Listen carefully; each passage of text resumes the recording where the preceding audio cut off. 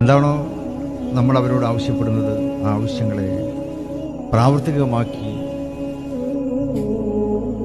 അവർ നമ്മളോട് കാണിക്കുന്ന ആ വലിയ താല്പര്യവും ബഹുമാന്യതയും പ്രസ്ഥാനത്തോടുള്ള അവരുടെ അനന്തമായിട്ടുള്ള ആഭിമുഖ്യവും ഇതൊക്കെ കൊണ്ട് തന്നെയാണ് KMCCയുടെ ഏത് പ്രവർത്തനങ്ങളെയും നമ്മൾ അങ്ങേയറ്റത്തെ ആദരവോടെ കണ്ടുകൊണ്ടിരിക്കുന്നത്.